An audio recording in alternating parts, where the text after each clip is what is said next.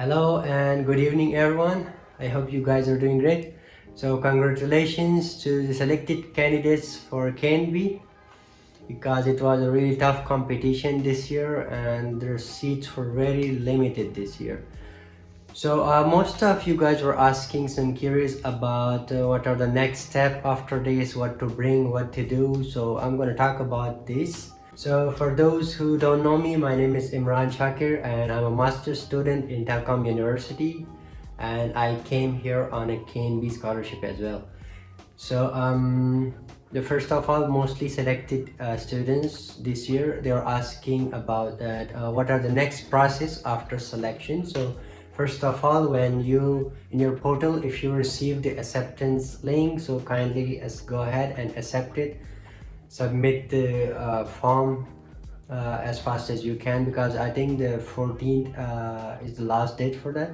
So about the next process after the shortlisting, can be hand over this process to the university. So now your own university will contact you, each of the student which is selected in their universities, and they will further send you email regarding the KNB scholarship and the rest of the procedure. So it might be sending you some contract documents to sign, but read it carefully, and also they might have some meetings with you as well later on to discuss the details about the scholarship, what are the benefits, what are you allowed to do, what are you not allowed to do, some strictness and policies, rules and regulation under the scholarship, and a warm greeting welcoming you to the universities. And the other thing, they might discuss you as well further for the visa process and ticket about coming here to Indonesia. They will all contact you. You can whatever kind of query you have, you can discuss and ask from them. But I think it's just 2 months left, July and August, June, July, August. So I think in August you will be here, all of you selected ones, but it depends on the university as well, because the procedure might take a bit time. Some student might come earlier, some might late, but this semester is going to start from September. So I hope you guys are here in August. And for the other things, I think for the visa they will require some documents, and for tickets, and all of these things are digitally because you don't have to go to the embassy.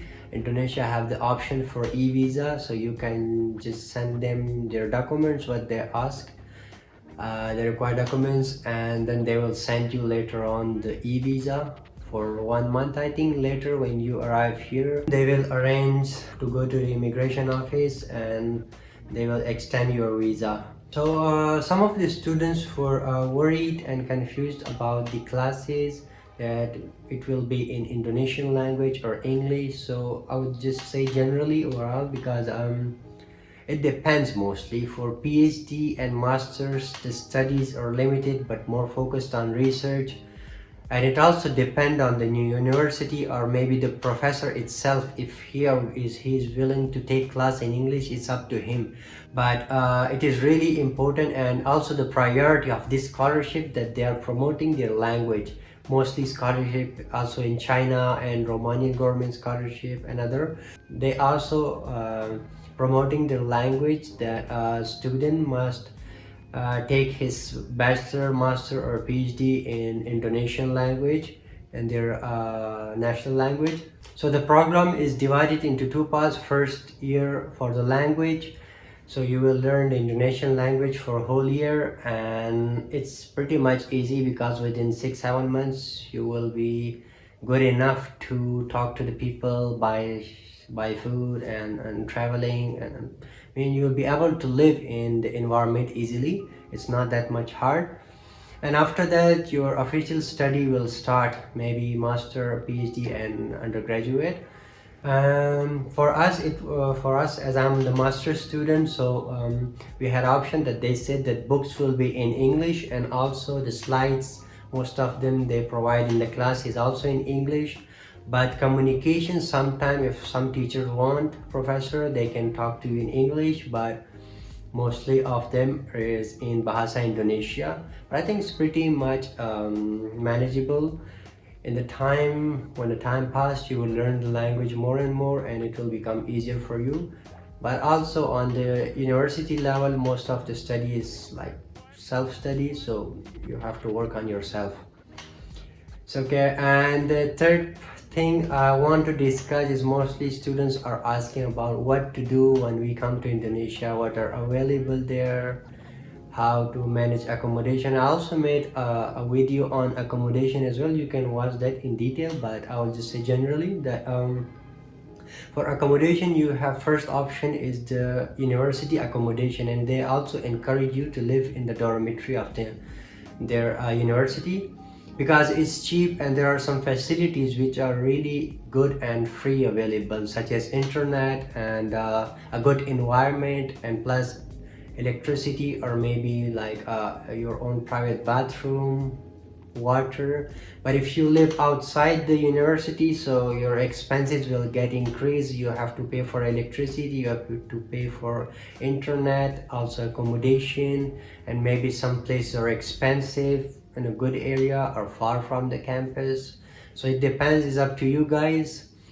It's up to you to choose an apartment with 2 to 3 friends, or maybe go for the dormitory, but I would suggest to go for dormitory if it's a good option for you guys. Okay, and about to coming here, so I think it depends on you. What do you want to bring with yourself? Maybe, because for me, I was more focused on my traditional food from my country, so I just bring those things instead of buying more and more clothes, because clothes are also available here, so you can buy here as well. So those are just the basic thing you can bring. You can buy clothes here as well. If you want to bring from your own country, you can also do it, because I think there's a 30 kg of limit you can bring with yourself, but I'm not sure about that. Is it in 2 luggages you can bring separately 30 kg, or in one?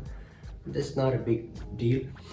So let's talk about the other important things as a students you are allowed to do in Indonesia and what you are not allowed to do.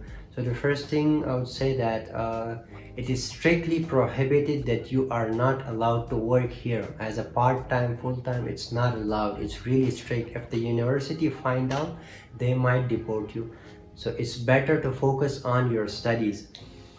Some curious students were asking what are the opportunities to go for exchange programs. So unfortunately, mostly exchange programs are funded as well. So according to the KNB scholarship, you are not allowed to have 2 scholarships at the same time. So you cannot apply for any exchange program. It's not allowed. But there are other opportunities which is available inside Indonesia, maybe summer schools and maybe cultural trips inside the country. You can go and join them, but ask your international office. They will guide you and they will help you out with these programs. And yeah, for the bachelor, you are allowed to do internship because it's mandatory for you. So university will help you out with the internship, or maybe you can look for yourself as well, as long as it's not fully funded and lead to the job. For master and PhD, like you can also do internship, but like you really have to ask from your international office, because it's up to them to decide whether they are allowing you to do internship or not. And students are also asking about the benefits of these scholarships. I would just say generally, because about the stipend, I'm not sure this year because it's sometimes changed. So but soon university will discuss this with you, because they will send you a contract and share every single detail about the scholarship, and after reading and discussing all, then you will accept and further sign the contract. So they will discuss every detail about the scholarship, but generally it's include like full tuition fees and a monthly stipend, health insurance, flight tickets, visa cost, and I think that's it. That's fully funded. What else left behind? So that's it, guys. Thank you for watching the video, and I hope it clears your queries, a lot of them, but be patient. The university will soon discuss everything with you, And if you still have any queries, you can either contact your international office of your chosen universities, or either you can follow me on Instagram and send me your query. And also don't forget to like and subscribe my channel. So hope to see you soon in Indonesia, and take care. Goodbye.